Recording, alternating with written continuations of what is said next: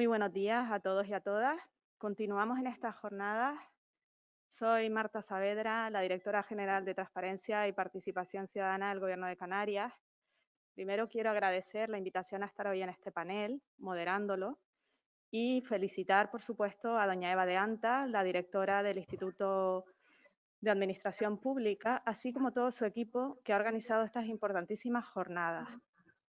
Miren, el pasado 26 de mayo de 2019, casi 1.600.000 canarios y canarias, electores, estábamos llamados a participar en las, en las mesas para votar a nuestros representantes al Parlamento de Canarias, y coincidieron tres comicios,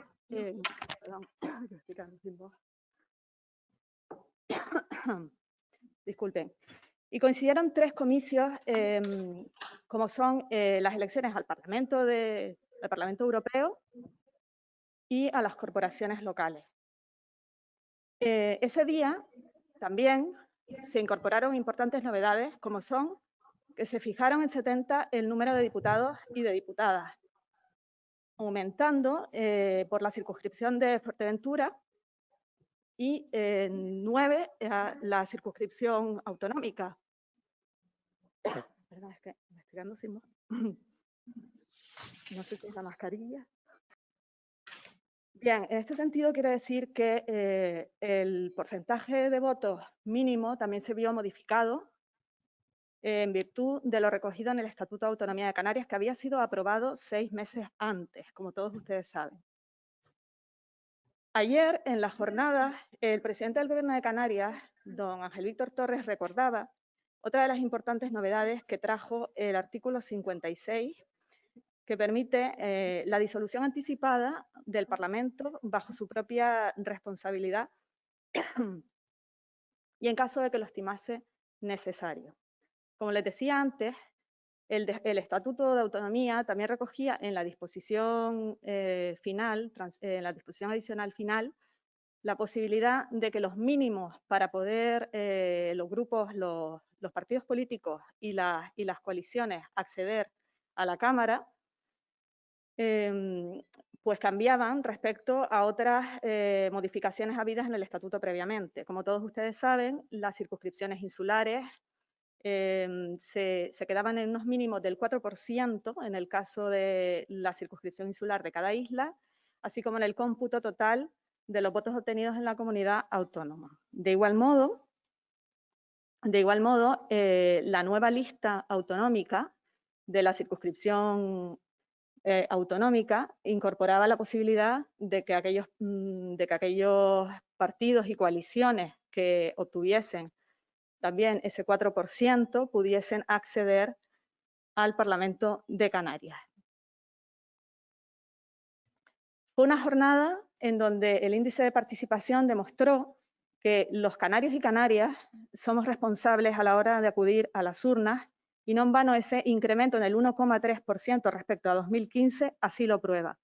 Por otra parte, la organización de un proceso electoral con 7 urnas dio una muestra de un ejercicio democrático de gran preparación por parte de la administración que organiza estas elecciones, y un ejemplo claro de responsabilidad política por parte también de aquellas personas que de modo voluntario o no trabajan ese día para que la jornada electoral transcurra con total normalidad. Los pueblos que avanzan son aquellos que conocen su pasado, son aquellos que gestionan su presente y son aquellos que planifican su futuro. Sabemos dónde estábamos en 1982, sabemos dónde estábamos en 1996 y, sobre todo, sabemos qué conseguimos en 2018. Tal y como recoge el Estatuto de Autonomía, una ley electoral para Canarias deberá aprobarse antes del fin del año 2021. Actualmente ya se ha puesto en marcha en el Parlamento de Canarias el procedimiento parlamentario. Podemos decir que el reloj ya se ha puesto en marcha, el calendario ya ha sido aprobado y los 7 grupos políticos que accedieron a la Cámara el pasado 26 de mayo de 2019 se han comprometido a lograrlo. De hecho, con unas 3/5 partes podría conseguirse la aprobación de esta ley, pero yo estoy segura de que habrá un consenso entre todos los grupos. La aprobación de la ley electoral canaria culminará sin duda una etapa para Canarias muy importante y nos consolidará como el pueblo de los fuertes valores democráticos, con una ciudadanía cada vez más consciente y más sensibilizada con el valor de la democracia participativa. A continuación voy a pasar a presentarles a los ponentes que nos acompañan hoy aquí, y les hablaré un poquito, daré una reseña biográfica. Aquí en la mesa tengo a don Gerardo Pérez Sánchez, que es doctor en Derecho por la Universidad de La Laguna, con la máxima calificación de sobresaliente cum laude por su tesis Los problemas actuales del Tribunal Constitucional, que fue dirigida por el catedrático Juan Fernando López Aguilar. Es profesor asociado del Departamento de Derecho Constitucional y Ciencia Política de la UY. También ha sido responsable de diversos cursos formativos dirigidos a organismos como el Instituto Canario de Administración Pública, la Federación Canaria de Municipios, la Academia Canaria de Seguridad y la Mancomunidad General del Norte de Tenerife. Fue a su vez nombrado juez sustituto del Partido Judicial de Santa Cruz de Tenerife por acuerdo del Consejo General del Poder Judicial de fecha 2 de junio de 1999. Y es miembro de la Asociación de Constitucionalistas de España. Ha publicado numerosos artículos en libros y revistas especializadas de docencia en general y de derecho constitucional en particular, así como diversas obras literarias. De manera telemática, también tenemos el placer de contar hoy con el doctor don Víctor Cuesta López, profesor de Derecho Constitucional de la Universidad de Las Palmas de Gran Canaria, máster en Derecho Europeo, Internacional y Comparado por el Instituto Universitario Europeo de Florencia, doctor europeo en Derecho, Universidad de Las Palmas de Gran Canaria. Es profesor de Derecho Constitucional en dicha universidad, en donde desempeña, entre otras responsabilidades, o ha desempeñado, mejor dicho, el cargo de vicedecano de Calidad e Innovación Docente en la Facultad de Ciencias Jurídicas. Entre sus líneas de investigación destacan los derechos de participación política, especialmente sobre instituciones de democracia participativa y democracia directa y derecho electoral, tanto en el ámbito europeo como comparado. Recientemente ha publicado en la revista Teoría y Realidad Constitucional el artículo Reforma Electoral en Canarias, Génesis, Alcance, Implementación e Incidencia Práctica, en el que presenta algunas ideas relativas al desarrollo legislativo del sistema electoral canario. Y también nos acompaña el doctor don Vicente Navarro Marchante, profesor de Derecho Constitucional de la Universidad de La Laguna, doctor en Derecho, licenciado en Derecho y en Ciencias de la Información, diplomado en Derecho Constitucional y Ciencia Política en el Centro de Estudios Constitucionales de Madrid, profesor contratado doctor del área de Derecho Constitucional de la Universidad de La Laguna, también profesor tutor de la UNED, especializado en temas de derechos fundamentales, especialmente Derecho de la Información, y en diversos temas de Derecho Autonómico. Es autor de numerosas publicaciones, 2 monografías y más de 30 artículos en revistas especializadas y capítulos de libros. Ha realizado estancias de investigación en la Universidad Carlos III de Madrid y en las universidades italianas de Pisa, Bolonia y Salerno. A continuación tiene la palabra el doctor don Gerardo Pérez Sánchez.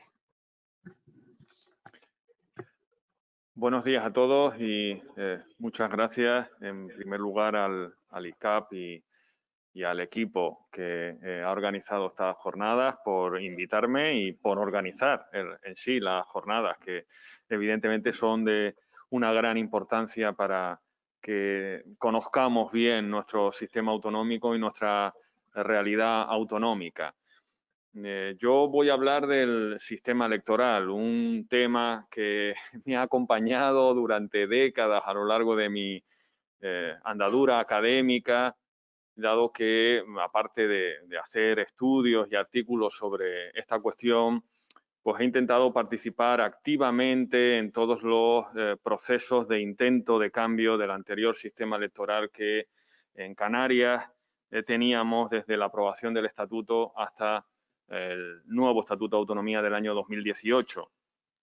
Porque yo creo que lo primero que hay que empezar es señalando el esfuerzo casi titánico de muchos colectivos y muchos profesionales que durante mucho tiempo estuvimos clamando por una reforma de nuestro sistema electoral en Canarias y que, bueno, pues siempre había unas dificultades jurídicas, políticas, técnicas, de mayorías, de consenso, que frustraban esos cambios hasta que finalmente llegó el Estatuto de Autonomía de Canarias del año 2018, que yo recuerdo que cuando me reunía con los grupos políticos para intentar asesorar o ayudar con mi granito de arena en esta reforma, todo el mundo decía que lo bueno de esta reforma electoral es que no contentaba plenamente a nadie, en el sentido de que si se contentaba plenamente a alguien, es que alguien iba a salir plenamente descontento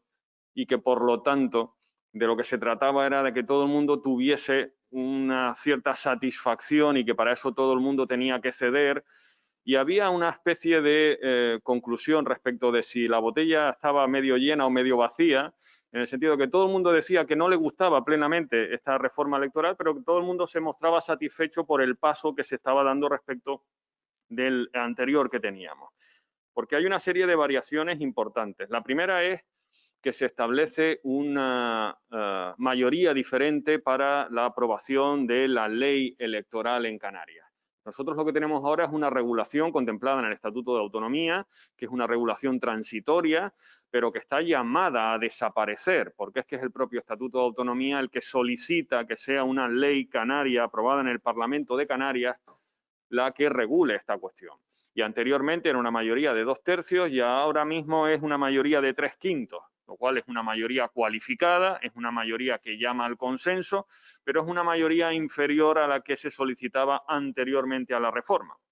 De hecho, esa mayoría de 2/3 que se solicitaba antes era una de las principales inconvenientes para que esta reforma electoral no haya salido con anterioridad, porque prácticamente implicaba por la composición parlamentaria que se necesitaba una unanimidad y eso no se había producido nunca hasta ahora. De hecho, siempre se establecía la paradoja de que en la reforma electoral era más sencilla lograrla por la vía de reformar el Estatuto de Autonomía de Canarias que por la vía de sacar una ley en el Parlamento de Canarias, habida cuenta de que las mayorías que se exigen para aprobar el Estatuto de Autonomía eran inferiores a esos 2/3, aunque bien es cierto que llevaba la complejidad de que participaban las Cortes Generales, el Parlamento del Estado.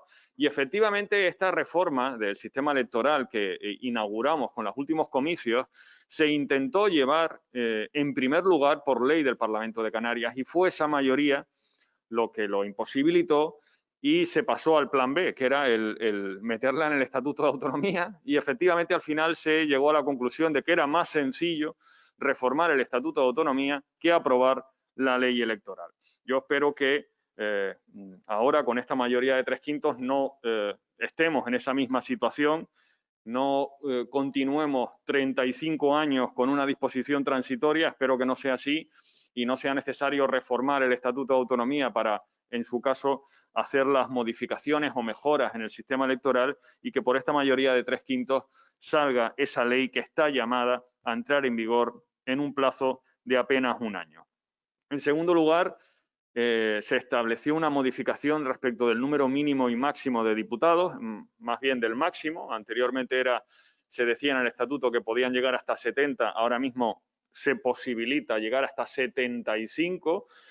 Yo sé que el aumento de los diputados es una cuestión que quizá desde el punto de vista de la explicación popular es impopular, pero bueno, era uno de los mecanismos que se tenían en la mano para mejorar la proporcionalidad del sistema, aumentar el número de diputados. No es que sea el único, había más procedimientos, pero al final el que se optó era por posibilitar un mayor número de diputados. El tema de las circunscripciones creo que es una de las grandes modificaciones. Somos originales y desde luego únicos en el sistema electoral español al establecer para la designación de una sola Cámara varias circunscripciones. era un debate, también estaba expresamente vinculado a la mejora de la proporcionalidad. ¿Cómo mejorábamos la proporcionalidad de nuestro sistema electoral? Una de las vías era establecer una circunscripción que fuera regional, se solapara o no con las insulares. También existe una prohibición expresa en nuestro estatuto de que una isla tenga menos diputados que otra con menor población de derecho. Una prohibición que se tuvo que poner, en principio parece que es de una lógica tan aplastante que no era necesario plasmar en un texto normativo, pero se tuvo que plasmar en un texto normativo porque durante muchas décadas o durante muchos años teníamos la tesitura de que la isla de La Palma tenía más diputados que la isla de Fuerteventura, que quizá tenía más población y era jurídicamente poco defendible. Finalmente, con nuestra disposición transitoria actual, se fijó en 70 el número de diputados y por lo tanto se subió 10 diputados. De esos 10 diputados, 1 se asignó a Fuerteventura como circunscripción insular y por lo tanto se mantuvieron todas las designaciones de diputados para cada una de las circunscripciones insulares, menos la de Fuerteventura, que se incrementó en 1, precisamente para evitar esa comparación con la población de La Palma. Se inauguró una circunscripción regional de 9 diputados, se establecieron, al tener 2 circunscripciones, regional e insular, 2 tipos de barreras electorales diferentes, la del 4% para la regional y una duplicidad de barreras para la insular, o bien el 15, o bien el 15 en la isla, o bien el 4% de votos en la regional, y se estableció un mandato para que se aprobara esa ley electoral en el plazo de 3 años. Esto es del año 2018, además de noviembre, estamos de cumpleaños con el Estatuto de Autonomía, tiene 2 años, ya de esos 3 años ya han pasado 2. Solo queda 1 año para cumplir el plazo que el propio estatuto fijó. Siempre me han preguntado, bueno, ¿y qué pasa si el plazo se incumple? No se prevé ninguna consecuencia jurídica ante el incumplimiento del plazo y por lo tanto esa no tiene que ser la pregunta. Lo que se tiene que tener claro es qué se desea hacer en esa futura ley, salga un poco más tarde o llegue a plazo. Lo importante es que esa ley sea correcta y que los canarios nos sintamos plenamente identificados con nuestro sistema electoral. Porque el sistema electoral es una de las cuestiones trascendentales de una sociedad democrática. Cuando la Constitución, en su artículo 1.1, empieza a regalar adjetivos calificativos y dice que somos un Estado social y dice que somos un Estado democrático y dice que somos un Estado de derecho, al regalar esos adjetivos calificativos se supone que nos estamos calificando al sustantivo que se califica con una serie de características y la democracia es esencial en un Estado constitucional. Estamos en un régimen parlamentario, eso implica que tenemos que tener una asamblea representativa de nuestra sociedad y el vínculo entre el ciudadano y esos poderes públicos democráticos se consolida y se enraíza con un buen sistema electoral. Y por lo tanto es fundamental abordar este tema con seriedad, con rigor, con responsabilidad. Estos cambios que se generaron en el sistema electoral derivaron en la eliminación, por un lado, de la triple paridad, la denominada triple paridad, eso de que las 2 provincias elegían exactamente el mismo número de diputados y que tenía que haber una equiparación entre las islas periféricas y las islas centrales, todo eso se eliminó y el motivo de ello era una clara desproporcionalidad de nuestro sistema que afectaba incluso, o por lo menos esto ya es una opinión mía, afectaba incluso a lo que es el derecho al voto en condiciones de igualdad en cada uno de los canarios. Hay que partir de la base, a mí siempre que yo sacaba a colación este tema en conferencias, en debates, siempre se me decía que es que la igualdad matemática nunca se puede conseguir en un sistema electoral, lo cual es exactamente verdad, es exacto. Y yo siempre decía, no pretendemos una igualdad matemática, lo que pretendemos es corregir una desigualdad de una desproporción intolerable. Entre la igualdad matemática del valor del voto y la desproporción que teníamos, hay un margen suficientemente amplio como para intentar encontrar una situación que contente a todo el mundo. Porque aquí el problema es que estamos configurando una Cámara parlamentaria que, conforme dice nuestro estatuto, representa al pueblo canario con unas características territoriales. Existen cámaras que representan a los territorios y existen cámaras que representan al pueblo. Lo que pasa es que en España estamos acostumbrados a que las cámaras que representan al pueblo se configuren con elementos territoriales y que las cámaras territoriales se configuren con elementos poblacionales, empezando a confundir o a desnaturalizar parte de su sentido. Y así, por ejemplo, pues ahora que está también muy de moda en las elecciones norteamericanas, sabemos que en el Senado norteamericano, que se representa a los estados, cada estado elige a 2 senadores, se tenga mucha población o poca población, porque lo que se representa es al territorio, no a la población. No tiene ningún sentido meter en una Cámara de Representación Territorial un elemento poblacional, o al menos así sucede en el Senado de los Estados Unidos. No sucede en el Senado español, en el que, si bien es cierto que se establece un mínimo para cada territorio representado en el Senado, luego hay unas asignaciones de senadores en función de cada millón de habitantes que se tenga. Y ya estamos configurando un elemento poblacional en una Cámara territorial. Lo mismo pasa con las cámaras que tienen una representación netamente popular, que no se trata de que represente al pueblo, sino que queremos que determinados elementos territoriales, en el caso de Canarias las islas, tengan una representación y que cuando resulta que la población no se distribuye entre todos esos territorios de forma más o menos equitativa, proporcional, pues existen distorsiones. Y por lo tanto, el mensaje claro era: no se pretende llegar a una equiparación de igualdad en el valor del voto matemática. Hemos desterrado ese objetivo. Lo que se quería era corregir la desproporción que sí existía y que, por lo menos a mi juicio, era intolerable. Para llegar a esa ley que queremos sacar, tenemos que tener en cuenta cuál es el marco que en todo momento debemos respetar. La ley canaria no puede hacer lo que quiera. Tiene por encima la Constitución, que es un marco normativo que tiene que respetar. Tiene por encima en el sentido de que hay una normativa básica en la Ley Orgánica de Régimen Electoral General, es una ley estatal, pero que tiene normativa básica y que debemos respetar para la configuración de nuestras elecciones autonómicas. Viene así en la disposición adicional primera, apartado segundo de la Ley de Régimen Electoral General, y tenemos que respetar el Estatuto de Autonomía de Canarias. Con ese margen tenemos que tener claro cuáles son los límites. ¿Qué es lo que puede hacer esa futura ley? Puede variar las circunscripciones. En estos momentos tenemos de forma transitoria una circunscripción regional y una serie de circunscripciones insulares. ¿Qué es lo que dice el Estatuto de Autonomía? Las circunscripciones electorales podrán ser de ámbito autonómico, insular o de ambas. Parece, con esa redacción, que da 3 opciones. Si volvemos a leerlo, las circunscripciones electorales podrán ser de ámbito autonómico, insular o de ambas. Parece que da 3 opciones. Sin embargo, después de un punto y seguido, dice: cada una de las islas de El Hierro, Fuerteventura, Gran Canaria, La Gomera, Lanzarote, La Palma y Tenerife constituyen una circunscripción electoral. Lo cual parece indicar, con ese imperativo después del punto y seguido, que la posibilidad de que solamente haya una circunscripción autonómica no parece estatutariamente posible.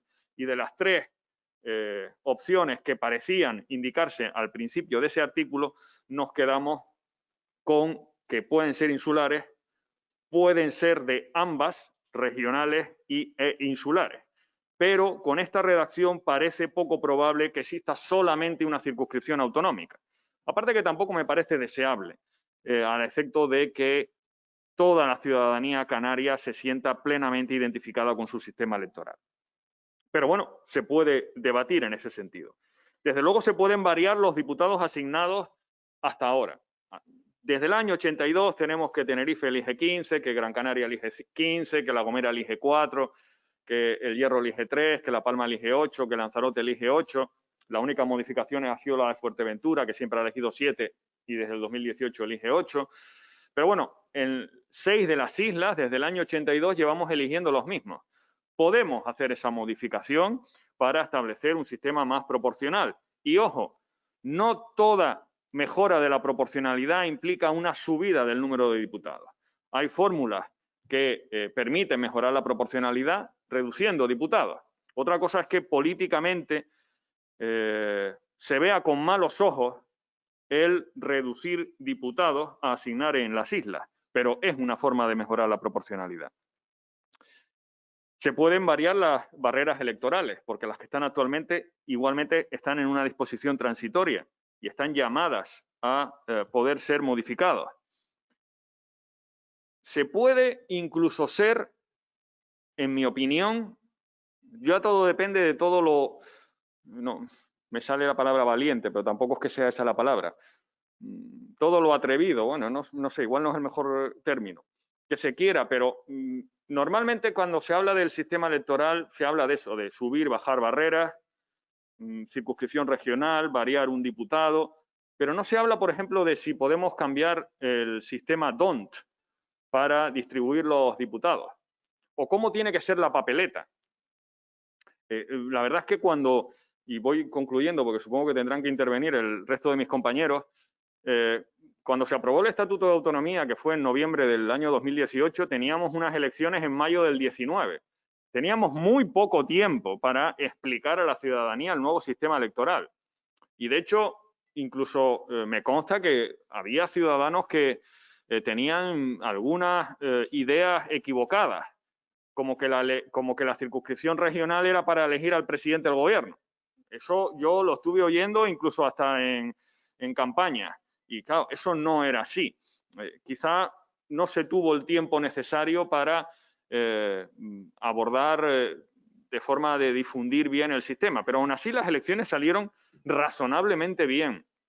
Y si se modifica por medio de la ley autonómica, la ley electoral, este sistema, creo que habría que hacer una labor pedagógica de difusión para la explicación de por qué se ha decantado por un tipo de sistema electoral, cómo se ha variado, por qué, cuáles son las razones, cuáles son las mejoras de nuestra calidad democrática, porque a fin de cuentas lo que nos jugamos es mejorar la calidad democrática de nuestro sistema. Lo de las papeletas fue un problema, además, de enjundia. Hasta último momento no se sabía si íbamos a tener dos urnas o si se iba a usar una misma papeleta muy, muy grande, eso sí, tipo papeleta de elecciones norteamericanas, para la designación de las dos. Son opciones que están sobre la mesa y yo creo que hay que abordar con seriedad, con responsabilidad, sin, como se dice ahora, poner muchas líneas rojas. Y me gustaría que, dado que tenemos ese llamamiento a una ley electoral, que seamos ambiciosos y no nos limitemos a seguir reiterando fórmulas simplemente porque son las que venimos arrastrando desde el año 82. El sistema DONT es un sistema, no es el único sistema y no es la panacea de la mejora democrática. Y por lo tanto, no me parece que sea un problema el dado que tenemos que ponernos a la labor de mejorar nuestro sistema electoral, ver qué otras opciones hay. Como tienen que intervenir mis compañeros, no sé exactamente cómo vamos de tiempo, pero yo si quieren los dejo aquí y por supuesto posteriormente me someto a cuantas preguntas quieran hacerme. Muchas gracias. Pues muchas gracias al doctor Gerardo Pérez. A continuación vamos a dar la palabra a don Víctor Cuesta López desde Las Palmas. No sin antes recordarles que poder enviar sus preguntas, que después las iremos mirando al acabar el evento, ¿de acuerdo? Antes de que acabe y debatiendo. A continuación tiene la palabra el doctor don Víctor Cuesta López. Adelante. Muchas gracias a la directora general de Participación Ciudadana. También gracias, quiero transmitir a la organización de este curso, tanto, digamos, a la dirección del ICAPS y singularmente al profesor Israel Espósito, con el que he estado en contacto para perfilar un poco mi intervención. También quiero felicitarles por un programa bastante amplio, bastante potente. Creo que después de estas jornadas nos vamos a hacer una idea bastante, digamos, precisa sobre cuáles son los desafíos a los que nos enfrentamos en el desarrollo de nuestro Estatuto de Autonomía. Y además es un programa que es muy oportuno, porque precisamente hoy pues, se cumplen 2 años de la entrada en vigor del Estatuto de Autonomía de Canarias y bueno, creo que esta es una celebración digna, ¿no? Y una buena celebración, ¿no? Reflexionar sobre cómo podemos implementarlo debidamente. Bien, el encargo que se me hace es no presentar una ponencia, sino aportar algunas ideas que puedan servir para el debate en torno a lo que es el desarrollo legislativo del sistema electoral canario. Yo voy a presentarles algunas ideas que he estado apuntando sobre cuál ha sido la incidencia práctica de este sistema electoral que nos propone el Estatuto de Autonomía en 2018, a la luz de lo que fueron los resultados de las elecciones de mayo de 2019, y también algunas ideas en relación a la necesidad de una implementación jurídica en esa ley, y algunas ideas sobre cómo esa ley, digamos, debería recoger el guante que le lanza el Estatuto de Autonomía, ¿no? Bien, como punto de partida hay que decir que esta reforma electoral que se integra en el Estatuto de Autonomía es un avance. Un avance en un sentido político, porque se demuestra que el acuerdo político en torno a la reforma electoral era posible. Llevamos muchos años demandando desde la academia, desde la sociedad civil esa reforma, y vimos en 2018 que a través de esa reforma estatutaria era posible el acuerdo. Hay que destacar la labor de la Comisión de Estudio del Parlamento de Canarias, hay que destacar la labor de la Comisión Constitucional en el Congreso, que es la que viene a avanzar un poco más en la reforma electoral que venía en el proyecto originario del Parlamento Canario, ¿no? Y digamos es en 2018 cuando ya en esta fase final de aprobación del estatuto, cuando esta reforma electoral avanza y cuaja. Desde mi punto de vista es una conquista política, el acuerdo amplio de las fuerzas políticas en reformar las bases del sistema electoral canario. Y tenemos que partir de ahí para un nuevo acuerdo por mayoría de 3/5 que yo creo que es perfectamente posible. Esos mismos grupos parlamentarios que apoyaron la reforma electoral podrían ponerse de acuerdo perfectamente para aprobar la ley electoral canaria. Otra idea, es un avance esta reforma que nos propone el Estatuto de Autonomía porque corrige parcialmente lo que apuntaba Gerardo, la descompensación, la enorme descompensación del voto, principalmente entre las islas capitalinas y las no capitalinas. Pero corrige parcialmente. Es cierto que las circunscripciones insulares de las islas no capitalinas siguen teniendo un mayor peso relativo, pero la introducción de la circunscripción autonómica sí ha sido un avance porque es en la elección de esa circunscripción donde Tenerife y Gran Canaria tienen un mayor peso electoral. Bien, también evidentemente es un avance la bajada de las barreras electorales. Esto es algo que todo el mundo estaba de acuerdo, todas las fuerzas políticas, y bueno, esa bajada del 30 al 15 y del 6 al 4 yo creo que ha sido positivo y se ha visto algunos efectos en las elecciones de mayo de 2019. En relación a las elecciones de mayo de 2019 y cómo la reforma electoral influye o no influye, pues bien, mi idea aquí es que la trascendencia práctica de la reforma electoral en las elecciones de 2019 es bastante limitada, bastante limitada. La principal novedad que aportaba esta reforma electoral era la doble circunscripción y había ciertas dudas en cómo se iba a comportar el electorado ante esa doble urna, esta novedad que yo creo que era bastante relevante, ¿verdad? Pues bien, aquí no hay cambios significativos en el comportamiento de los electores. Es decir, los electores cuando van a votar votan en las dos urnas, no dejan de votar en una, digamos, por desconocimiento. Y además lo relevante es que el elector no solo es que vota en las dos urnas, sino que no discrimina de manera significativa a la hora de votar entre los partidos políticos. Es decir, el que vota nacionalista en la autonómica vota nacionalista en la insular, y eso pasa con todos los partidos políticos. Con lo que el elector no ha hecho el uso de esa libertad de voto, de poder discriminar entre una fuerza política y otra, ¿no? Veremos en el futuro, pero en este caso, en las elecciones de 2019, pues digamos que el voto de la circunscripción insular se traslada de manera idéntica a la circunscripción autonómica, ¿no? Sin cambios significativos. En torno a la bajada de las barreras electorales también, antes quería introducir una idea sobre si esta reforma electoral influye o no influye en el cambio político al que asistimos tras las elecciones de 2019. Y la verdad es que no. Las elecciones de 2019 con un nuevo régimen electoral coinciden con un cambio político en Canarias bastante trascendente, ¿no? Pero el sistema electoral no tiene nada que ver aquí.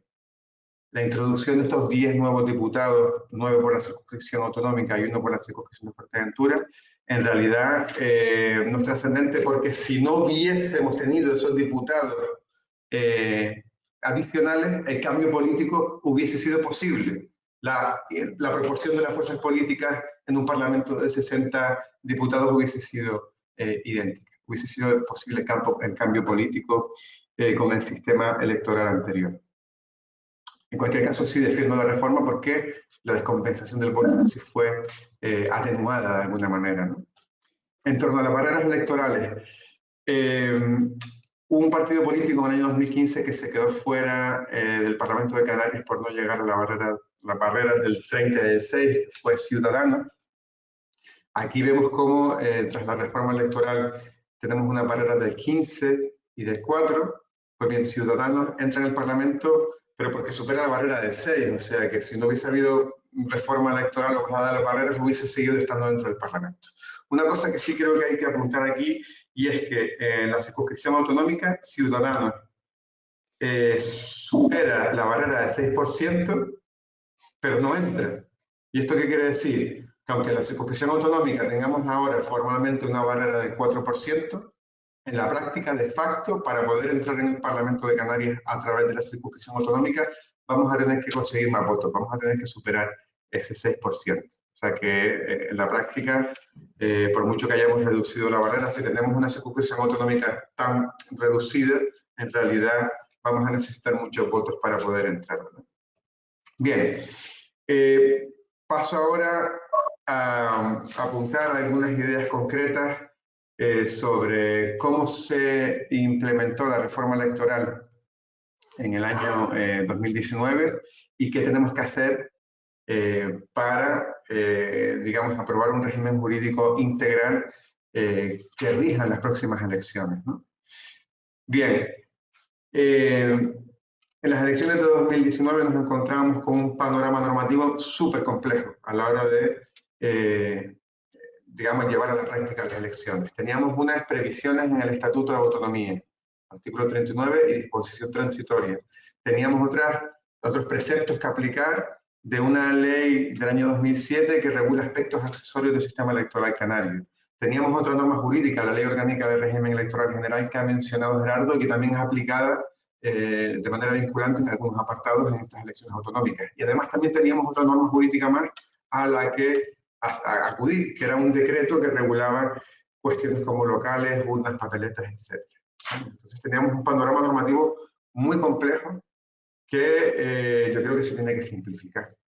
Digamos que la oportunidad que vamos a tener con en aprobar esta ley pues va a ser un paso positivo en ese sentido, ¿no?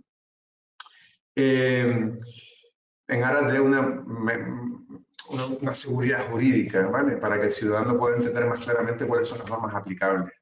En este sentido, creo que esa ley electoral es necesaria.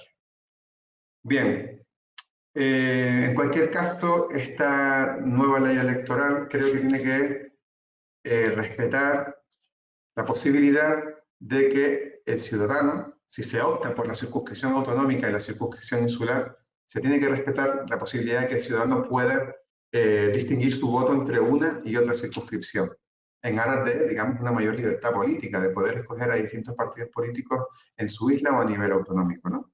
Esto yo creo que debería reflejarse, plasmarse debidamente en esa ley de sistema electoral que tiene que aprobar el Parlamento de Canarias.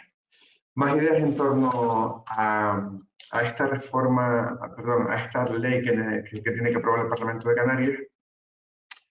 es considerar si esa ley tiene que partir de las bases a las que los partidos políticos llegaron en la aprobación de la disposición transitoria, es decir, vamos a seguir con las mismas bases que nos propone la disposición transitoria primera, o vamos a aprovechar esta reforma legislativa para avanzar en la reforma y dejar atrás de una vez por todas esa triple paridad que ahora se ha roto, pero que todavía está ahí, digamos, latente, ¿verdad?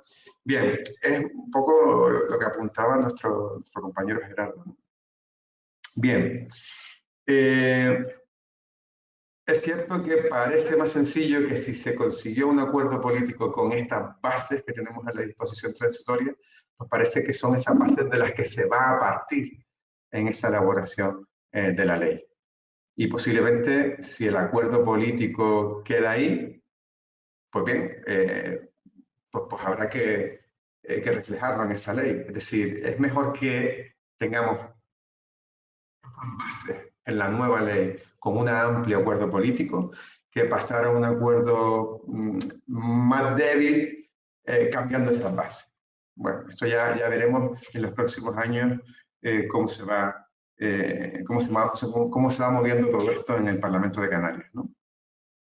Bien, una de las cuestiones que habría que valorar es si mantenemos la circunscripción autonómica y las circunscripciones insulares, tal y como digamos, hemos hecho en 2019.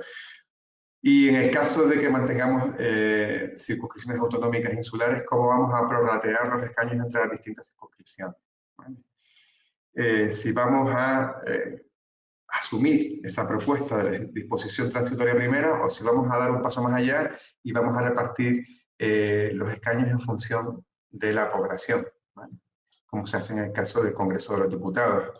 Esto, digamos, es una idea que no apunto yo, ha apuntado mucha gente, pero no sé si existe un acuerdo político en ese sentido.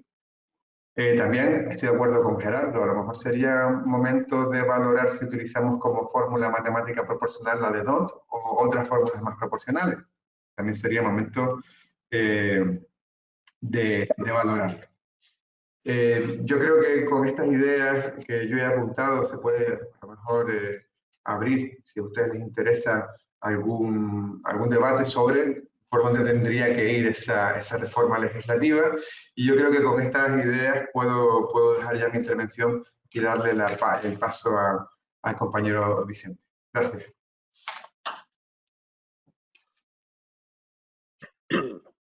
Bueno, muchas gracias. Aprovecho de nuevo para recordarles que pueden seguir enviando sus preguntas. Ya empiezan a llegar las primeras. Y a continuación, el doctor don Vicente Navarro Marchante, profesor de Derecho Constitucional de la Universidad de La Laguna. Adelante. Hola, buenos días. Bueno, lo primero es unirme a lo que ya han dicho los compañeros de agradecimientos a la organización, al ICAP. Y por supuesto también pues las felicitaciones por la oportunidad de la organización de unas jornadas de este tipo en una fecha, como ya se ha señalado, de nuestro segundo aniversario de la modificación del estatuto. Y también sabiendo que tenemos por delante el reto de elaborar una nueva ley electoral en el caso del tema que nos ocupa a nosotros en este panel. Pero también me gustaría aprovechar para, de alguna manera, solicitar que por parte del ICAP se analice la oportunidad de quizá algunas de estas reflexiones dejarlas recogidas o que propicie algún tipo de publicación que sirva de referencia para la labor legislativa que se va a tener en los próximos años como desarrollo del estatuto, que es en realidad el objetivo de la jornada. O sea que bueno, creo que puede ser una cuestión interesante. Bueno, me ha pedido la organización que para no ser reiterativo con los temas que han tratado ya los compañeros, que es la enjundia de la reforma electoral, yo me voy a ocupar de cómo esa reforma electoral tiene algún tipo de incidencia en un asunto que se considera de legislación electoral de contorno, que es el efecto que puede tener en los medios de comunicación, en la regulación de los elementos electorales que hay en la ley electoral y que afecta a los medios de comunicación. Medios de comunicación tanto públicos como privados. Es cierto que en más elementos a los medios de comunicación públicos.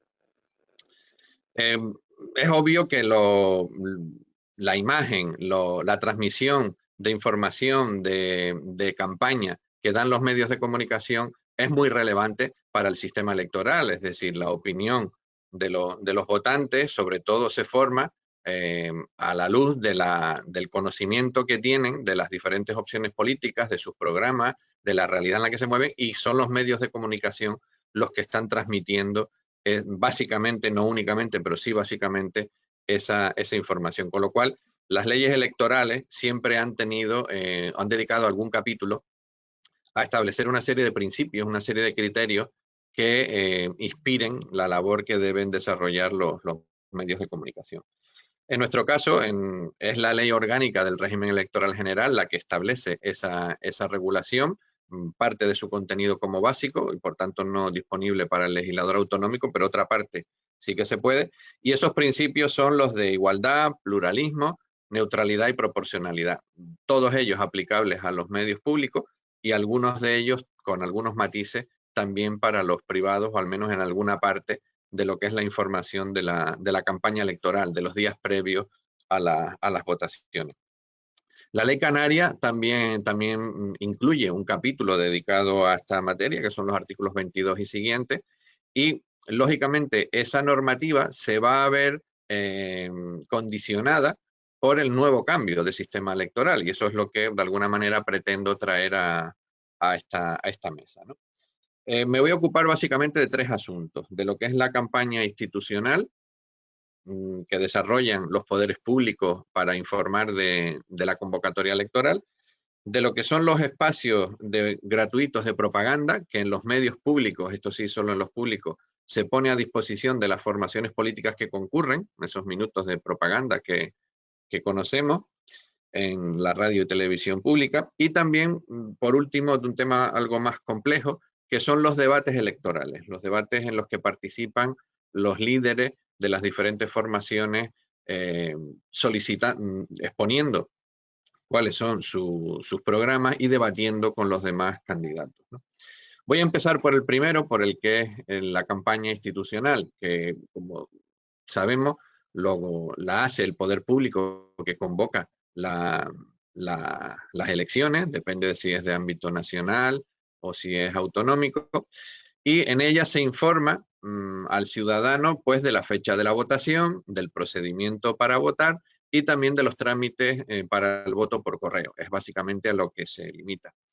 Inicialmente en esa campaña también se podía de alguna manera incentivar la participación, es decir, establecer algún tipo de mensaje que propiciara una mayor participación, pero esa previsión es suprimida de la LOREC en el año 94, pero las leyes electorales autonómicas las mantuvieron durante muchos años, pero hay que saber que desde el año 2011 ese artículo que prevé que la campaña institucional no incluya la promoción de la participación o de alguna manera incentive la participación, ahora tiene el carácter de básico y por tanto ya no es disponible para el legislador autonómico. Pese a ello, como la mayor parte de las leyes autonómicas es anterior a esa reforma, incluida la canaria, pues la ley canaria sigue hablando de la incentivación de la participación, cosa que no es posible, como sabemos, porque ha cambiado la legislación básica. Es conveniente, creo, que siga habiendo una campaña de este tipo porque siempre se incorporan nuevas personas jóvenes al censo electoral que no han votado anteriormente y que creo que no está de más que se les recuerde algunos de los mecanismos para ejercer de forma adecuada el voto. Y desde luego cuando hay algún cambio electoral, como ha ocurrido en Canarias, en el que se ha introducido una nueva circunscripción y hay una doble papeleta, pues con más motivo hay que explicarle a los ciudadanos pues esos cambios para que sepa qué es lo que se va a encontrar el día de las votaciones en los colegios electorales. Obviamente esa campaña debe ser adecuada, porque bueno, ya lo apuntaba el profesor Gerardo, que no en el periodo de campaña, por porque fue con algunas semanas de antelación, hubo campaña por parte del gobierno canario en el que la explicación que se estaba dando del cambio que íbamos a tener, pues no era precisamente una información correcta. Yo tengo apuntado que en alguna de las cuñas de radio que se llegó a emitir, se emitieron pocas porque enseguida se dieron cuenta del error y hubo recursos, ¿no? Que incluso provocaron un acuerdo de la Junta Electoral, aunque ya se había parado la campaña, y aquella cuña de radio decía: cualquier canario podrá elegir directamente al candidato a futuro presidente de Canarias sin importar dónde resida a través de la lista autonómica. Esto evidentemente no es una información correcta, con lo cual, pues, en fin, es un poco lamentable que en la propia campaña institucional articulada por el poder político que convoca las elecciones, pues se esté dando este tipo de mensajes. En fin, es verdad que el cambio fue con poco margen para preparar las campañas electorales, pero hombre, no es desde luego un ejemplo digno, no es un ejemplo digno. Paso al otro de los temas que les había anunciado, los espacios gratuitos de propaganda electoral, que también están reguladas en la ley orgánica, en el artículo 62, y en el caso de la ley Canarias, el artículo 23. En ambos casos, la normativa dice que se utiliza el criterio de los resultados obtenidos por las formaciones que concurren en las anteriores elecciones equivalentes, ¿vale? De tal manera que tendrán más espacios aquellas formaciones que acreditan haber tenido mejores resultados en las elecciones anteriores equivalentes. No solo que tendrán más tiempo, sino que además podrán elegir las franjas en las que se emite esos espacios. Esto provoca, bueno, algunas críticas, entendiendo que hay una doble penalización a los partidos más pequeños, no solo en menos tiempo, sino en horarios más intempestivos, de primera hora de la mañana, de última de la noche, en los que obviamente la audiencia es mucho menor.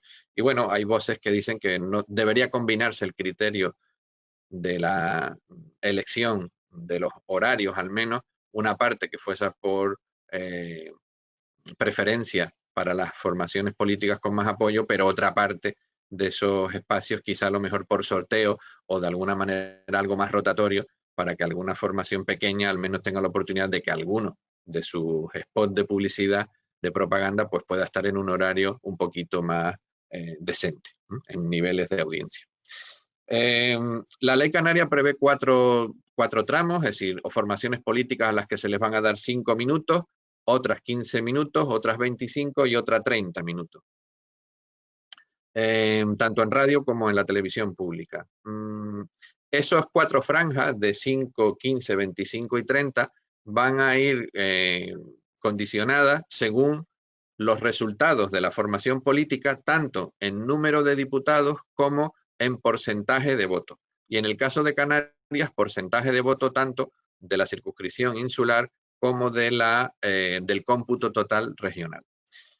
Claro, ¿qué ocurre? Pensemos que esta ley es del 2003, es previa a la reforma que se ha hecho en el Estatuto de Autonomía. Hay una nueva circunscripción regional, hay también unos nuevos criterios de barreras y de número de diputados, y claro, estas previsiones pues quizás han quedado un poco obsoletas y habrá que revisarlas porque el cambio ha sido importante y entonces pues habrá que reajustar los porcentajes de voto y de número de diputados que se piden, porque claro, no es lo mismo establecer, por ejemplo, que se pida entre 3 y 10 diputados o menos de 2 cuando eran 60, que no ahora que son 70, con lo cual parece lógico que estas diferentes franjas pues haya que revisarla. Además de eso, lógicamente, claro, el juego de la circunscripción regional pues puede establecer alguna otra diferenciación, ¿no? Que habrá que plantearse cómo recogerla en estas diferentes categorías.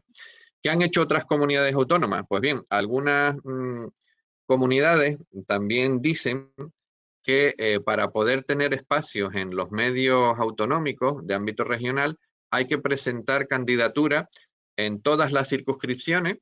Es el caso de Extremadura, que es verdad que tiene solo 2 circunscripciones, o País Vasco o Valencia, que tienen 3, pero también es el caso de Andalucía, que tiene 8 circunscripciones.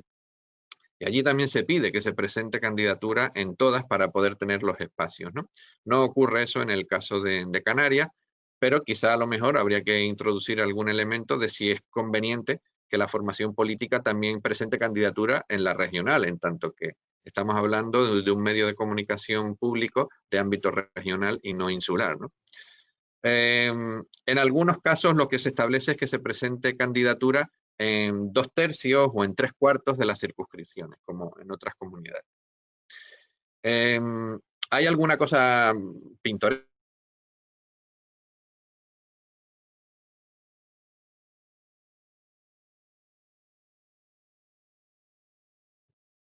Parece ser, no sé si el resto de asistentes lo están viendo, se ha quedado congelado, ¿no?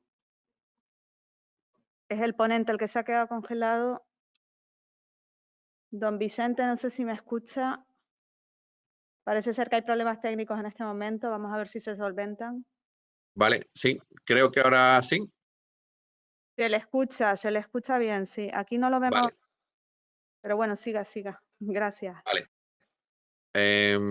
Vale, correcto. Creo que el sonido sí, entonces. Continúo entonces.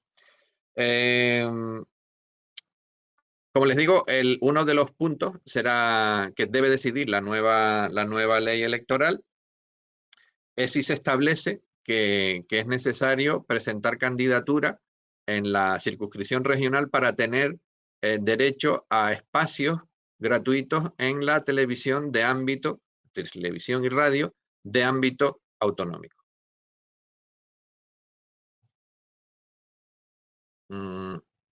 Quizá ahora sí. Tenemos ahora imagen y sonido, me parece, ¿no? Creo que lo hemos rescatado. Vale. Adelante. Estupendo. Algún tipo de fallo. Como les decía, uno de los retos que tiene la reforma de la ley electoral canaria es decidir si, como han hecho otras comunidades, y a la luz de que ahora tenemos una circunscripción regional, si es necesario que la formación política presente candidatura en la circunscripción regional para tener derecho a espacios gratuitos en la radio televisión pública que es de ámbito regional. Bueno, esa es una consideración que se puede establecer, o si por el contrario, pues se deja que se pueda presentar solamente en una circunscripción o se pide un número mínimo de circunscripciones en las que hay que concurrir, ¿no? Ese es uno de los temas que se puede poner encima de la mesa. Paso ya a la cuestión de los debates electorales en los medios, ¿no? El debate electoral es probablemente el principal acto de campaña de los partidos políticos, es el que congrega audiencias más altas, muy por encima, por supuesto, de lo que es la propaganda electoral y también de lo que son las entrevistas. Antes de los debates siempre hay una difusión en los medios de comunicación anunciando el debate. Los demás medios de comunicación de otra naturaleza, también los escritos, también hablan sobre ese próximo debate. Durante el propio debate, como les digo, el seguimiento es muy alto. Los debates nacionales compiten, incluso superan a los grandes partidos de fútbol internacionales, con lo cual, bueno, pues eso nos da una idea de la cantidad de millones de personas que convocan los debates electorales. Y además, luego también hay unos análisis de lo que es el postdebate, quién ha ganado el debate, qué argumentaciones se daban, etcétera, con lo cual parece que es la pieza estrella de la campaña en los medios de comunicación, ¿no? La ley orgánica electoral prevé la posibilidad de organizar debates, pero no los establece, no establece directamente que deba haberlo. Se remite además los detalles a una instrucción que debe dar la Junta Electoral Central, que la tiene elaborada, es la instrucción 4 del 2011. Sin embargo, en esa instrucción tampoco se prevé la obligación de que haya debates, sino que se deja a iniciativa de los medios de comunicación, tanto públicos como privados, la posibilidad de que los propongan a las formaciones políticas. Es cierto que medios tanto públicos, en este caso, como también los privados, deben cumplir con los principios que antes mencionábamos, los de pluralismo e igualdad, pero también neutralidad y proporcionalidad. Que la Junta Electoral ha entendido esa proporcionalidad en el sentido de que se debe invitar al debate a las formaciones políticas que acrediten la mayor representación en las anteriores elecciones equivalentes. Esto no se concreta en si se debe atender al número de votos exactamente. Para un debate bilateral sí que la instrucción dice que si hubiese un debate bilateral deben ir las dos formaciones políticas con más votos, no con más escaños, sino con más votos. Pero en lo que sería un debate ya multilateral no establece que deba ser en función del número de votos, tampoco dice que sea en función del número de escaños, ni siquiera si deben ser invitados las formaciones que tengan grupo parlamentario propio, que podría ser otro de los criterios, sino que dice en función de los resultados, de forma general, de las anteriores elecciones. ¿Qué ocurre? Pues que eso ha generado algunos conflictos, ¿no? Sabemos de las últimas elecciones sobre si se invitaba o no a Vox, que en las primeras, antes de repetirlas, que no tenía representación en el Congreso, solamente acreditaba buenos resultados en las autonómicas de Andalucía. Finalmente se dijo que no podía participar Vox si se dejaba fuera a otros partidos que sí que tenían representación acreditada. Y en el año 2015 también tuvimos problemas porque se invitó a un debate a 4 junto al PP y el PSOE a dos formaciones políticas emergentes, que en ese momento era Podemos y Ciudadanos, que carecían de representación en la Cámara, no tenían ningún diputado. Es cierto que sí se les podía considerar grupos políticos significativos, en tanto en cuanto en las europeas de un año antes, del 2014, sí que habían obtenido unos resultados superiores al 5%.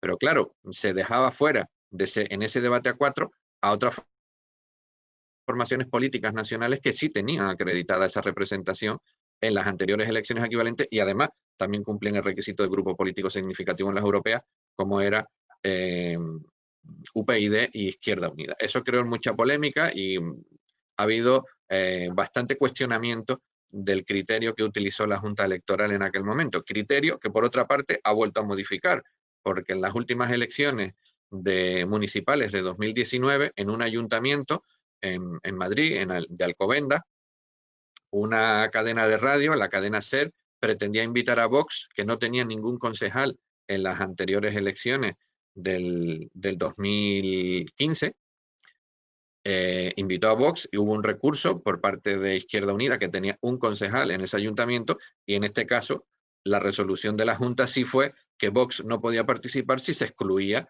a una formación política que acreditaba tener un concejal, un representante, con lo cual estos criterios de la Junta la verdad que no son lo suficientemente constantes y regulares que deberían. Ha sido unas resoluciones bastante erráticas del criterio de la Junta. Pero en lo que respecta a la regulación que puede incluir las normas autonómicas sobre los debates, obviamente debates de lo que serían las elecciones autonómicas, que son las que se regulan por esa ley, ya ha habido 4 comunidades autónomas en España que han incluido algún tipo de regulación de esos debates.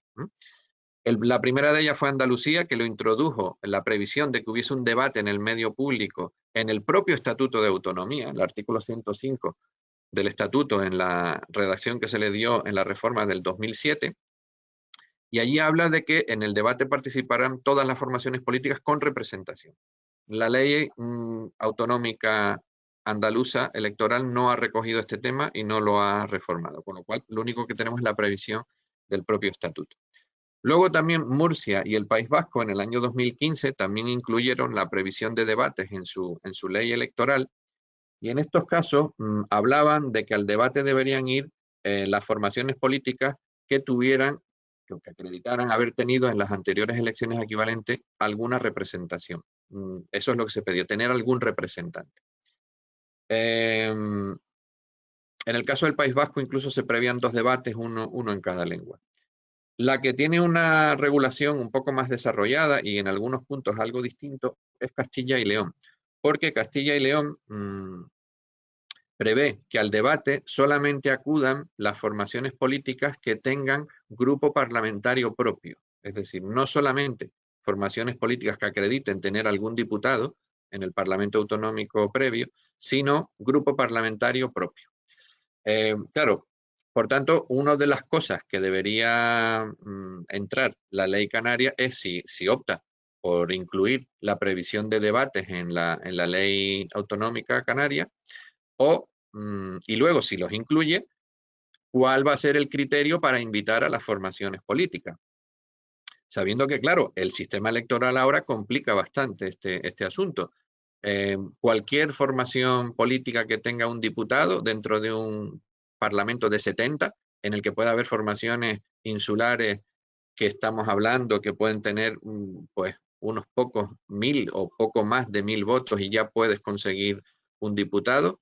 Es razonable que esté una formación política insular con tan pocos votos detrás en un debate regional, cuando solamente a ese partido se le puede votar en una sola de esas 7 islas y vale con un solo diputado.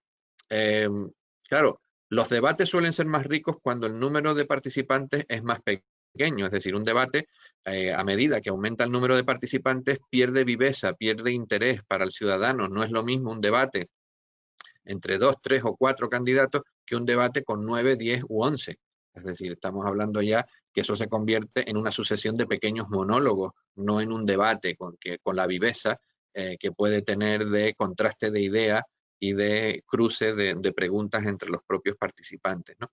Con lo cual, bueno, pues este será uno de los asuntos que pueda debatirse, ¿no? En Castilla y León incluso su ley preveía la existencia de una comisión de debates, ¿no? Al estilo de lo que existe en Estados Unidos para regular los debates presidenciales, ¿no? Formado por periodistas.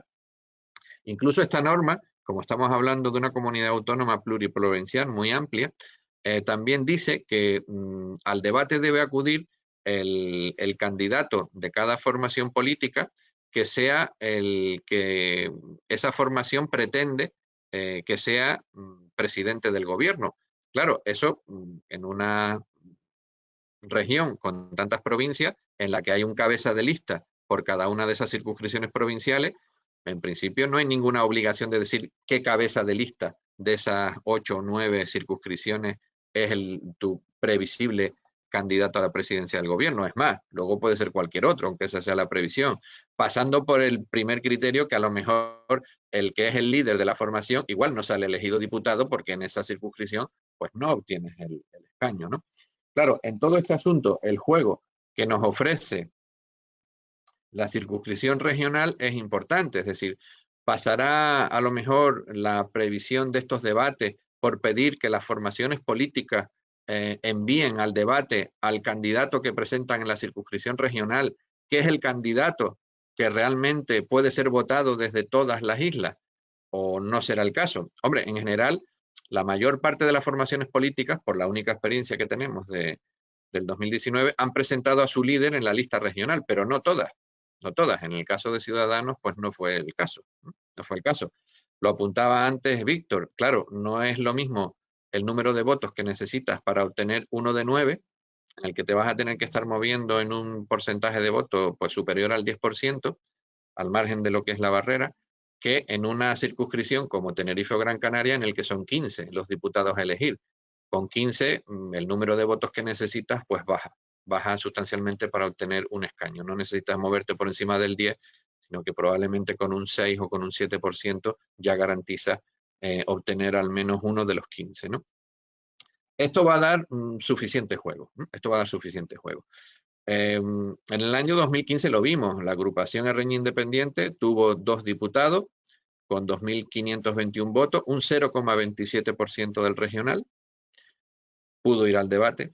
A Agrupación Socialista Gomera, 3 diputados con 5.090, el 0,55% del total regional, y sin embargo Ciudadanos, que no obtuvo representación, pero tuvo 54.000 votos, con un 5,84%, pues no fue al debate. Claro, estamos hablando de que en estos casos es multiplicar por 10 o por 20 los votos de una formación que se queda fuera del debate por no obtener la representación. ¿Hasta qué punto es esto razonable? La televisión autonómica organizó el debate con el criterio de solo invitar a las formaciones con representación. Hubo recursos ante la Junta Electoral Canaria. La Junta Electoral Canaria lo dio por válido, entendiendo que el criterio que estaba utilizando la televisión autonómica de solo invitar a formaciones políticas con representación era un criterio que era objetivo y que se consideraba aceptable, y la Junta Electoral Central lo ha confirmado, lo confirmó en una resolución que efectivamente era un criterio razonable. Otra cosa es que nos pueda parecer que la distorsión es demasiado grande, ¿no?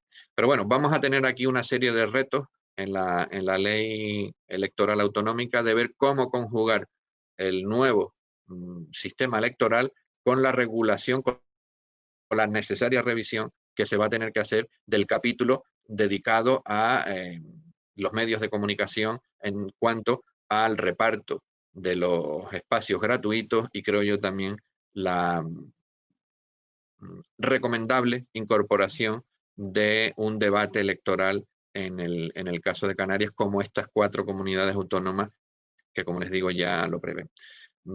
Yo con esto, pues básicamente era la información que pretendía transmitirle, e igual que mis compañeros, pues me quedo a disposición de las personas que pues tengan algún tipo de preguntas. Muchas gracias. Muchas gracias, don Vicente.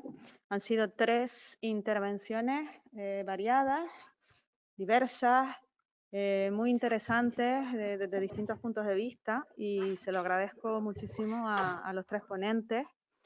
Tenemos unas cuantas preguntas, yo las voy a ir lanzando para que ustedes las vayan contestando si les parece. Algunas son más relativas a comentarios que han hecho ustedes, pero por supuesto todos están invitados a participar y a contestarlas si lo desean.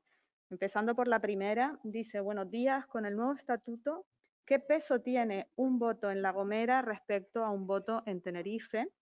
En las elecciones pasadas calculé que un voto en La Gomera suponía 14 votos en Tenerife. Esta es la primera pregunta. Como ustedes lo desean, levanten la mano o coméntenmelo y les doy paso. Gracias. Bueno, efectivamente, pese a que yo manifesté que con la reforma había sido un avance y se había corregido en parte la desproporción no ha desaparecido. O sea, lo que ha ocurrido es que se ha modulado y además se ha modulado suavemente. Efectivamente, las desproporciones del valor del voto entre La Gomera, como dice la pregunta, o El Hierro, que tiene todavía menos población, con Tenerife y Gran Canaria, están en esa horquilla de 1,14, incluso más, incluso superior. Volvemos a lo que intentaba decir yo en mi intervención del vaso medio lleno, medio vacío. Efectivamente, muchos no estamos satisfechos con hasta dónde ha llegado la reforma. Muchos queríamos que se avanzara más en la corrección de la desproporción, pero si se avanzaba más, se corría el riesgo de evitar el consenso y la mayoría necesaria para sacarla adelante. Y por eso hubo que ceder. Yo creo que la ley tiene que intentar seguir avanzando en la corrección de la desproporción, más allá de la desproporción numérica de escaño, población, sobre todo por la afectación a lo que es la igualdad del valor del voto, que ahí yo, desde mi punto de vista, ya estamos afectando a un derecho fundamental y por lo tanto me preocupa más desde esa perspectiva. Se tiene que seguir avanzando, pero efectivamente lo que la eficacia de la reforma ha sido tenue en lo que es la desproporción. ¿Alguno más de los ponentes quiere intervenir en lo que se refiere a esta pregunta que han hecho? Sí, yo reiterar las palabras de Gerardo en el sentido de que esta desproporción sigue existiendo. Evidentemente, la reforma ha sido limitada porque aunque se ha roto ese criterio de la triple paridad, dándole un escaño en Fuerteventura adicional, en realidad los 61 escaños se siguen repartiendo de una manera prácticamente idéntica a como se hacía antes de la reforma del estatuto, con lo que la desproporción del voto sigue existiendo. Y esto va a ser así a no ser que cambiemos de manera de repartir los escaños entre circunscripciones insulares, lo que se conoce como prorrateo de escaños. Aquí yo creo que habría que, estoy de acuerdo con Gerardo, es que a lo mejor lo valiente sería abandonar de una vez por todas la triple paridad y partir de la base de un reparto inicial de dos diputados a cada isla y repartir el resto entre las circunscripciones insulares entre el resto de la población, y de esa manera, en función de la población, ¿no? Y de esa manera ahí la descompensación del valor relativo del voto sería mucho menor. En cualquier caso, es normal que en cualquier sistema electoral las circunscripciones pequeñas siempre están sobre representadas, y eso pasa también así en las elecciones al Congreso de los Diputados, ¿no? Pero en el caso de Canarias, evidentemente, el ejemplo que pone ella muestra que esa descompensación sigue siendo exagerada, ¿no?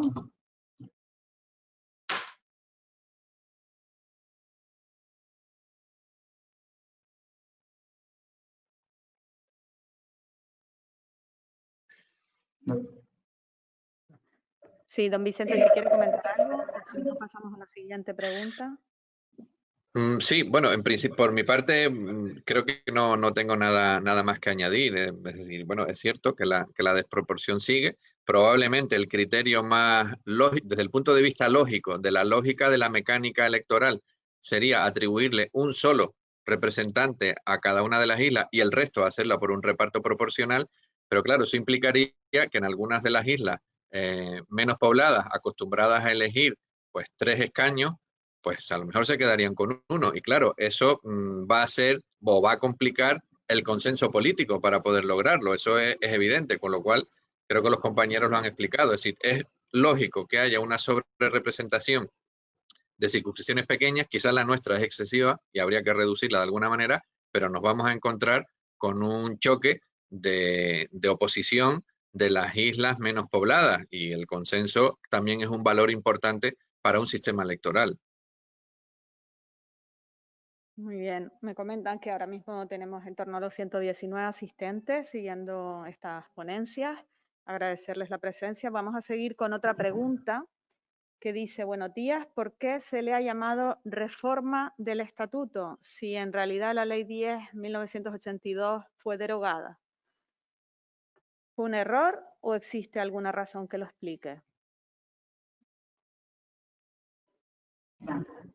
No, efectivamente, no, a veces el uso de la terminología del lenguaje no es la más correcta en las normas jurídicas.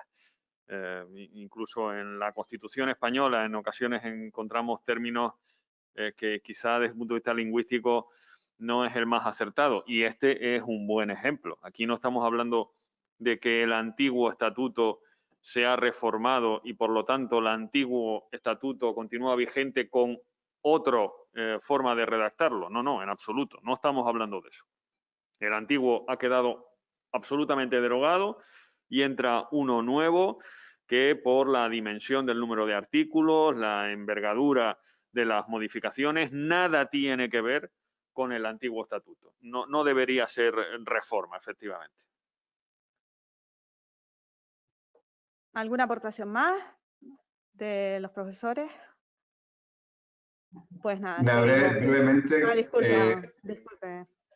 Sí, se trata de una reforma total o una revisión, ¿no? En realidad es un estatuto nuevo, eso es evidente. Lo que pasa es que en términos jurídicos se habla de reforma, pero bueno, yo creo que con revisión o reforma total, yo creo que todos nos entendemos. Muy bien. La tercera observación que nos llegan, dice que es más que una pregunta, agradece el comentario del profesor Vicente Navarro y le parece muy pertinente la propuesta que hacen sobre la conveniencia de hacer un esfuerzo de difusión didáctica del nuevo sistema electoral en nuestra comunidad autónoma para que se entienda bien la mejora de la calidad democrática. Si se me permite aquí, pues como directora de participación del Gobierno de Canarias, comparto también la observación y la intervención del profesor Navarro, efectivamente, que se ha centrado mucho en este aspecto de necesidad de difusión responsable y, por supuesto, con vistas a mejorar siempre la calidad democrática a través del conocimiento, de la difusión entre la población canaria de los valores de la democracia participativa. Y mencionarles de nuevo que la participación en Canarias se sitúa en torno al 57,43% y se llegó a dar un aumento en la participación del 1,3%. Veníamos de numerosos procesos electorales, había cierto desgaste en la sociedad y por tanto cierta desafección, ¿no?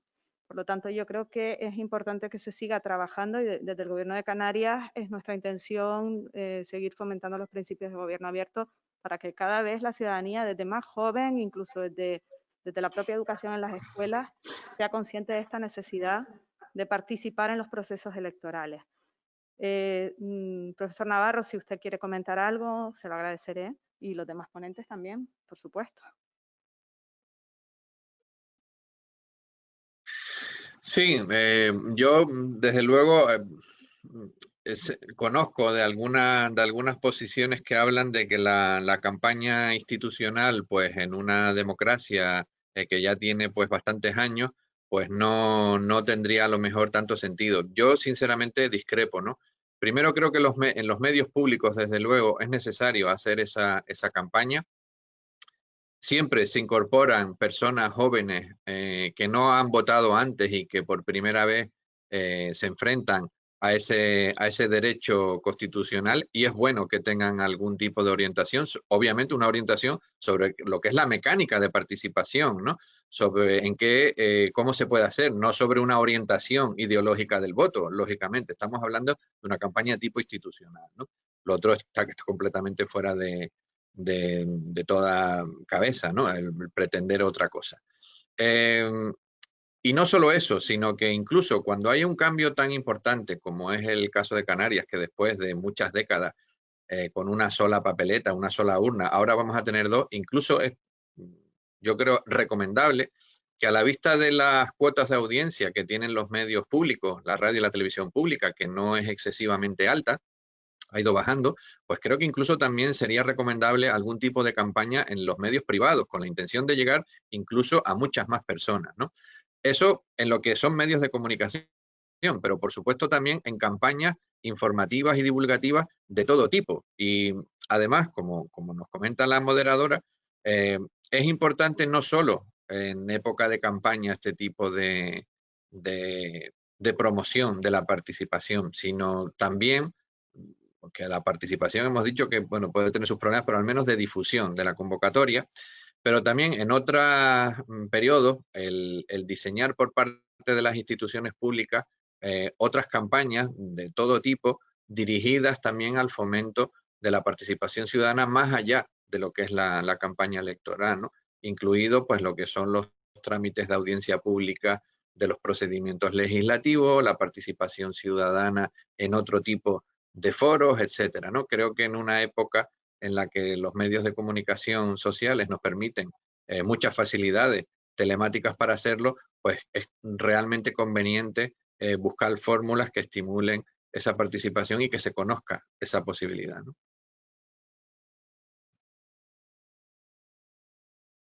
Bueno, pues ya no tenemos más preguntas. Ahora mismo en la sala sí me dicen que aquí hay una persona que ha podido asistir. Don José Espejo, adelante, por favor. Si no se oye bien, ya...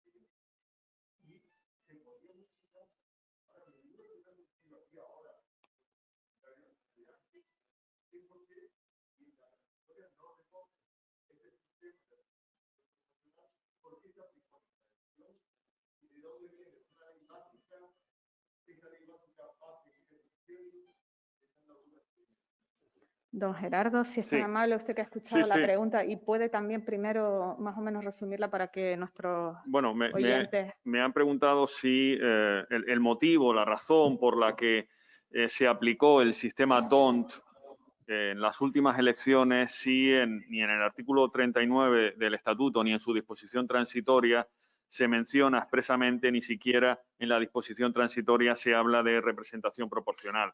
Pues se aplicó porque es el sistema que viene en la Ley Orgánica de Régimen Electoral General y que se establece en la propia disposición adicional primera, apartado cuarto, que en el supuesto de que guarde silencio la legislación autonómica, de forma supletoria se tiene que aplicar lo que dice la LOREG. Y la LOREG usa el sistema DONT. Pero se aplica ante el silencio, ante el vacío normativo o el silencio de la legislación autonómica, tenemos que recurrir a la LOREG. Lo cual no significa que si en la ley no guarda silencio sobre este tema, que es lo que yo apuntaba, se aplica la LOREG de forma supletoria. Está ahí sobre la mesa el debate. Otra cosa es que se quiera recoger el guante de intentar cambiar de sistema en una futura ley para unos futuros comicios. Pues muy bien. Estoy mirando a ver si hay alguna pregunta más. Tengo una pregunta más para el profesor Gerardo Pérez Sánchez. Si propone replantearse la ley DONT, ¿cuál sería su propuesta de mejora? Vamos a ver, es que existen otras fórmulas matemáticas. A fin de cuentas, aquí de lo que se trata es de trasladar los votos a escaños. Y para trasladar un número votos a otro número escaños, lo que se utiliza son fórmulas matemáticas.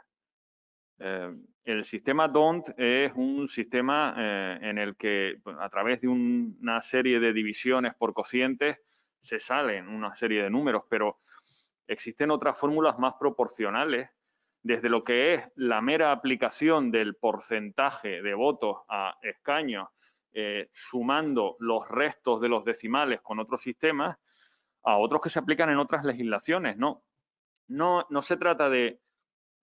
Incluso se podría innovar. O sea, yo no es que diga que hay que quitar el sistema DONT para poner otro que ya está funcionando, que puede ser lo más sencillo, pero es que se podría incluso hasta innovar.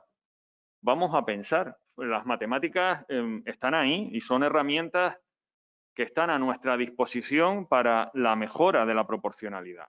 Desde luego, lo más proporcional es aplicar la regla del porcentaje, que ya sé que con los decimales se va a tener que jugar y establecer una política de restos con los decimales. Pero, desde luego, es la fórmula más sencilla y la más proporcional.